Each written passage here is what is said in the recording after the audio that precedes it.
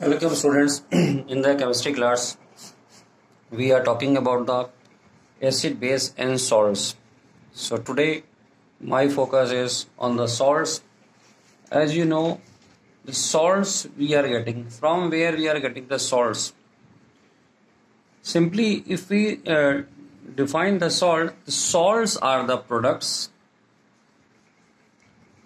Salts are the products of reaction between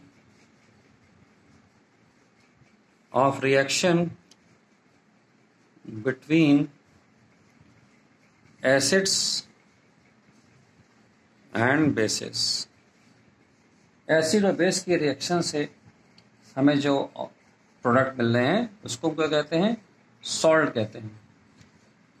अब यहाँ पर जो सॉल्ट है इसके दो पार्ट होते हैं, एक होता है कैटायन और एक होता है एनाइन. आइए एक रिएक्शन हम देख लें पहले. यहाँ पर NaOH HCl की रिएक्शन हुई, हमें मिला NaCl. अब ये क्या है? बेस है. ये क्या है? एसिड है. This is salt. इसको क्या कहते हैं हम? Sodium hydroxide. और ये है HCl, हाइड्रोक्लोरिक एसिड. और सॉल्ट जो हमें मिल रहा है ये सोडियम क्लोराइड. अब जो सोडियम क्लोराइड है इसके दो पार्ट हैं, Na और Cl. Na पार्ट और Cl नेगेटिव. इसमें एक कैटायन है और एक एनायन है. कैटायन वो पार्ट होते हैं जो लिक्विड में अगर हम डालते हैं तो कैथोड की तरफ जाते हैं. तो कैथोड की तरफ कौन सा पार्ट जाएगा? हमारा पॉजिटिव पार्ट जाएगा. तो एक पार्ट हो गया हमारा कैटायन और दूसरा पार्ट जो है हमारा वो है एनायन. यहाँ पर तो कैटायंस हमसे कहते हैं. तो कैटायंस जो है वो बेसिक रेडिकल्स भी कहलाते हैं. इसको हम लोग बेसिक रेडिकल भी बोलते हैं. और एनायन को हम लोग क्या बोलते हैं? एसिड रेडिकल बोलते हैं. जो कैटायंस हैं इसको हम लोग कह रहे हैं बेसिक रेडिकल. और ये क्या है? मेटेलिक आयंस हैं. ये क्या है? मेटेलिक आयंस हैं. ठीक है. और जो एनायंस हैं उसको हम लोग कह रहे हैं एसिड रेडिकल. और ये जनरली आते कहाँ से हैं? ये जनरली आते हैं हमारे पास में बेस. जो बेस है हमको वहां से हमको मिलते हैं, इसीलिए इसको लोग बेसिक रेडिकल भी कहते हैं. और जो Cl नेगेटिव जैसे इस केस में है इसको हम एनायन कह रहे हैं. ये एसिड रेडिकल है. और ये हमको कहाँ से मिल रहा है? We are getting it from the acids. अब Cl अगर वैसे देखें क्लोरीन कैसे है? ये नॉन मेटल का पार्ट है. ये किसका पार्ट है? ये मेटल का पार्ट है. तो यहां पर ये नॉन मेटेलिक आयन है. तो ये हो गया हमारा कि जो सॉल्ट है कहाँ से आता है, कैसे डिवाइड इसको हम करते हैं. तो हमने देखा कि जो सॉल्ट है वो क्या है? एक आयनिक कंपाउंड है जो वाटर में डिसोसिएट हो जाता है और पॉजिटिव और नेगेटिव आयंस देता है. तो हम कह सकते हैं salt is an ionic compound. ये एक आयनिक कंपाउंड है विच डिसोसिएट्स. ये डिसोसिएट कर जाएगा जब हम इसको डालेंगे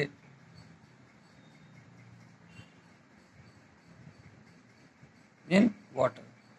तो इसी तरह से अगर NaCl है इसका आप एक्वस सॉल्यूशन लेते हैं तो ये हमको Na आयन और Cl आयन में ब्रेक होके मिल जाएगा. अब अगर हम देखना चाहें और कौन कौन से सॉल्ट्स जो हम स्टडी करेंगे और एग्जांपल हमारे पास में क्या है सॉल्ट के, जैसे Na2CO3।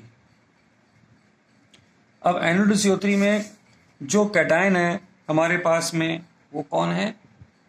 अगर मैं इसको डिवाइड कर दूं कैटायन और एनायन में, तो कैटायन हमारे पास में यहाँ पर Na पॉजिटिव है, 2 मिलेंगे, और कार्बोनेट हमारा जो है ये एनायन हमारे पास में। इसी तरह से अगर हम लोग Na2SO4 की बात करें, 2 कैटायन मिलेंगे मुझे यहाँ पर, SO4 यहाँ पर नेगेटिव है। और अगर हमको एग्जांपल लेना चाहें कैल्शियम क्लोराइड, कैल्शियम 2 और Cl नेगेटिव 2 यहाँ पर, इस तरह से हम इनको ले सकते हैं। एक और चलिए ले लेते हैं एल्युमिनियम सल्फेट, 2 एल्युमिनियम हमारे पास में है और सल्फेट हमारे पास में यहाँ पर 1 आयन है। अब हम यहाँ पर देखेंगे कि क्लासिफिकेशन हम कैसे कर सकते हैं। फैमिली ऑफ सॉल्ट्स,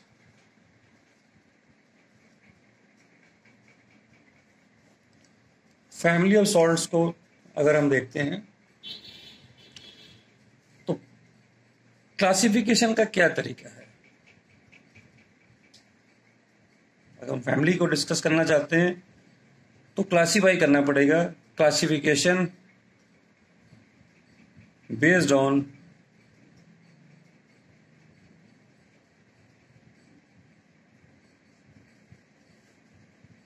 केमिकल फार्मूले के बेस में अगर मैं बताना चाहूं तो एक सॉल्ट आपको मिलेगा, पहला सॉल्ट जो मिलेगा उसको बोलेंगे नॉर्मल और न्यूट्रल सॉल्ट। इसमें हमारे पास में जो एग्जांपल है NaCl है, Na2SO4 है, अमोनियम क्लोराइड है, ये सब हमारे नॉर्मल सॉल्ट हैं। और यहाँ पर हमको कहीं पर भी आप ये देखोगे कि हाइड्रोजन जब आयनाइजेशन होगा यहाँ पर कहीं पर भी आपको हाइड्रोजन नहीं मिलेगी। On ionization no H ion is producing, कोई H ion यहाँ पर जो है यहाँ पर नहीं मिलने वाला है हमको, ये खास बात होती है इसमें। दूसरा हमारे पास में है बाइसॉल्ट्स। बाइसॉल्ट जो है इसको एसिड सॉल्ट भी बोलते हैं।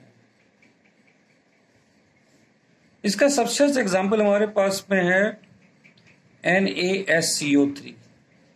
बाइसॉल्ट में क्या होता है कि अगर इसको हम लोग वाटर में या इसका एक्वा सोल्यूशन बनाते हैं तो हमको यहाँ पर H ions मिलते हैं, यहाँ पर H ion हमको जरूर मिलेंगे, इसीलिए इसको हम लोग एसिड सॉल्ट भी कहते हैं। तो it contains the replaceable hydrogens ions. These salts have replaceable H ions, hydrogen ions हमको यहाँ पर मिलते हैं, तो इसीलिए इसको हम लोग एसिड सॉल्ट भी कहते हैं यहाँ पर। अब जैसे NaSCO3 है हमारे पास में, जब इसका आयनाइजेशन होगा, अगर NaSCO3 हमारे पास में है, इसका एक्वा सोल्यूशन हम लेंगे, आपने बहुत सी रिएक्शन इसकी देखी होंगी, तो इसको हम लोग Na यहाँ पे हमको मिलने वाला है, H मिलने वाला है। इसीलिए जब आप NaCO3 की रिएक्शन देखते हैं तो वहां पर आपको ये CO3 अलग हो जाने की वजह से अक्सर आपको यहाँ पर जो है कार्बन डाइऑक्साइड गैस भी आपको मिलती है वहां पर, ये चीज आपने देखी होगी। तो इसलिए, और दूसरा यहाँ पर जो आपको दिखाई दे रहा है, ये H ion यहाँ पर मिलने की वजह से ये एसिडिक मीडियम जनरेट करता है, तो इसीलिए ये जब रिएक्शन करेगा आपका तो H ion वहां पर हमको दे देगा। और भी हम लोग कुछ कंपाउंड्स यहाँ पर ले सकते हैं जो एसिड सॉल्ट्स की तरह बिहेव करते हैं। तो आप यहाँ पर अगर लेना चाहें तो NaSCO4,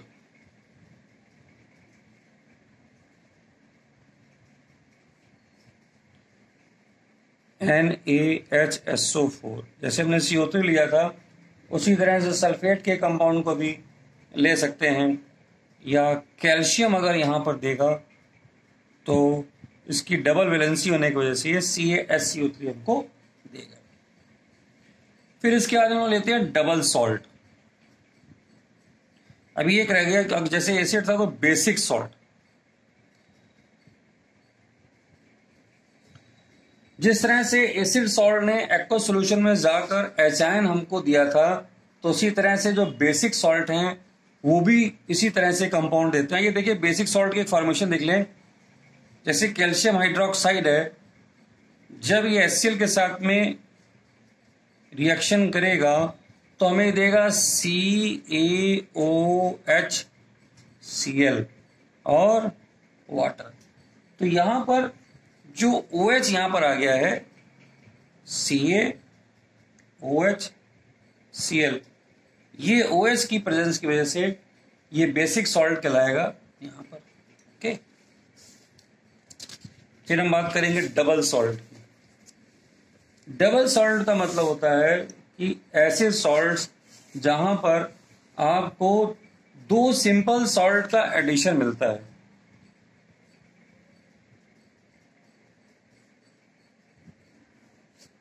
तो डबल सॉल्ट हम आप बोलते हैं where we have two simple salts, where we have two simple salts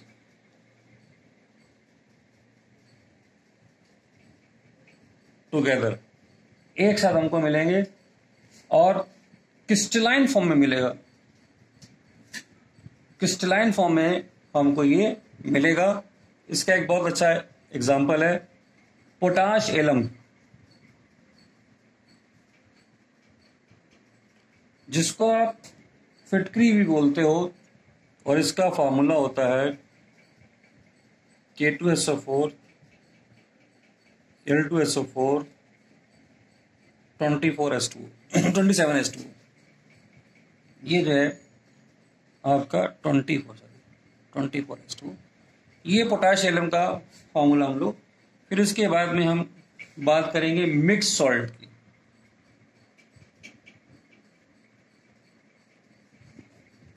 mix salt में हमारे पास में है यहाँ पर it will have one basic and one basic radical.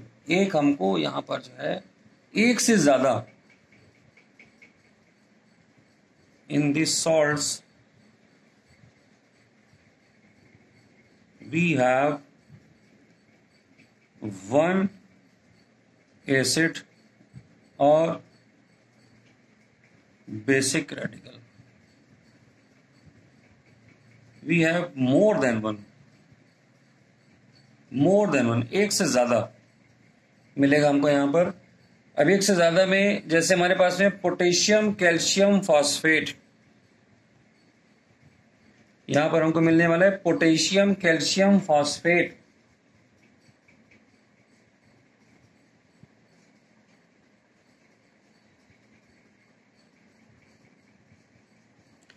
देखिए दो मेटल यहां पे दिखाई दे रहा है हमको, ठीक है। तो ये हो गया हमारा फॉर्मूला जो हमारे उसके बेसिस पे हमने इसको डिस्कस किया है। एक और लास्ट छोटा सा देख लेते हैं कॉम्प्लेक्स सॉल्ट।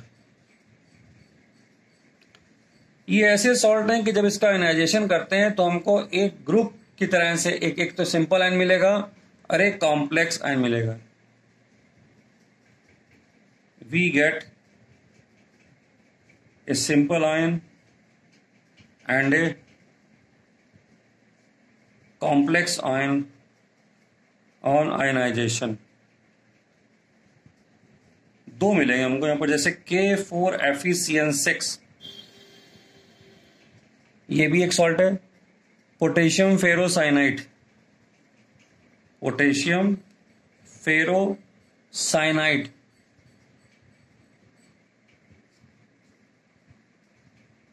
तो यहां पर हमको ये देगा पोटेशियम और FeCN6 -4 चार्ज। अब चलते हैं यहां पर हम क्लासिफिकेशन करेंगे दूसरे मेथड से।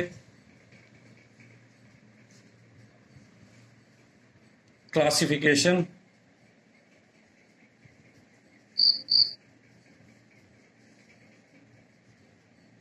Based on family of salt.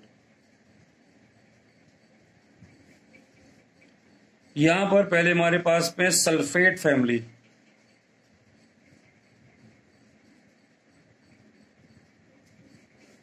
Sulphate family का मतलब है कि आयनाइजेशन करेंगे तो हमको यहां पर सल्फेट आयन मिलेगा, इसमें सल्फेट आयन यहां पर होगा।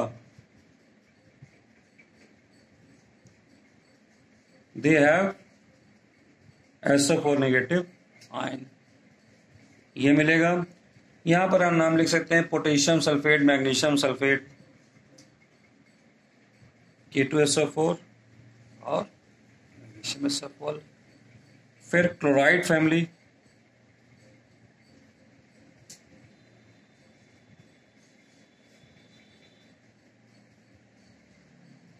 They have Cl negative ion, यानी क्लोराइड यहां पर हमको मिलेगा। इसमें हम लिख सकते हैं MgCl2, NaCl हम आपको बता ही चुके हैं, AlCl3, NH4Cl। फिर नाइट्रेट फैमिली, नाइट्रेट फैमिली में देखिए कौन कौन है।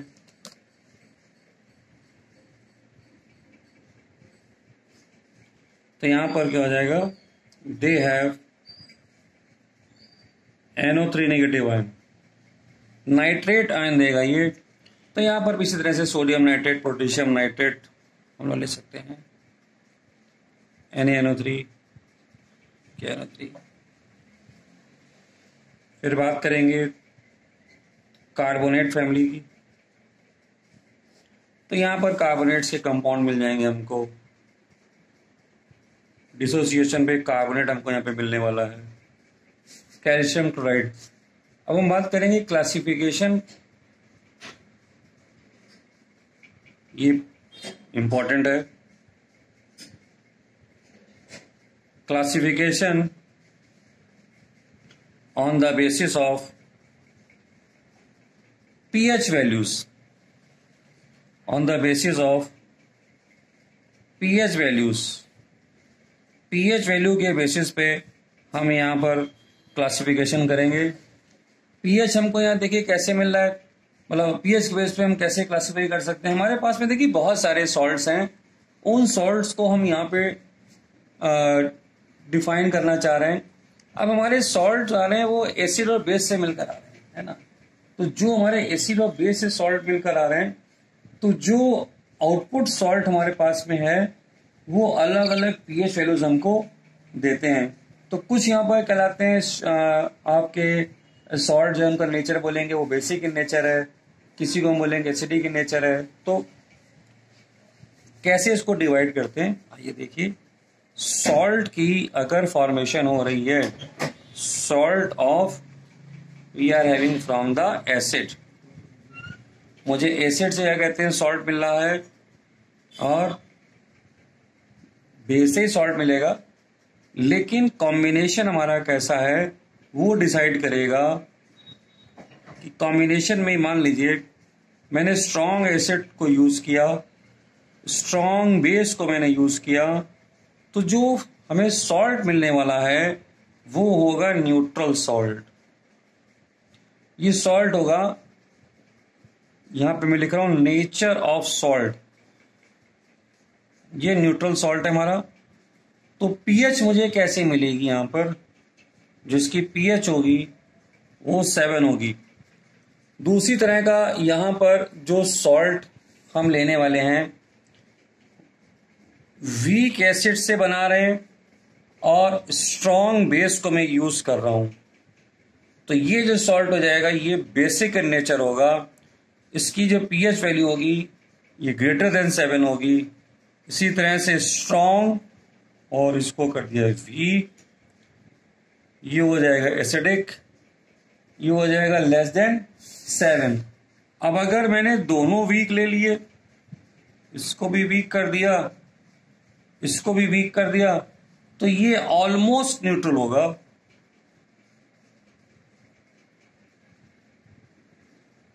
और इसकी जो